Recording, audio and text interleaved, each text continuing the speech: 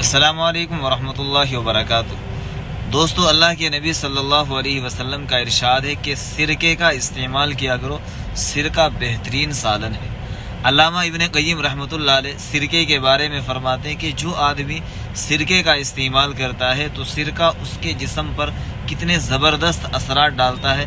پہلا اثر، جسم پر ورم نہیں آئے گا، جسم کے کسی بھی حصے پر انشاءاللہ ورم نہیں آئے گا۔ اور جو آدمی سرکے کا استعمال کرتا ہے اس کا خون صاف رہتا ہے، اس کے چہرے پر، باڈی پر کھجلی وغیرہ، پھوڑے پھنسیاں اتنی جلدی سے اور اتنی آسانی سے نہیں ہوتی۔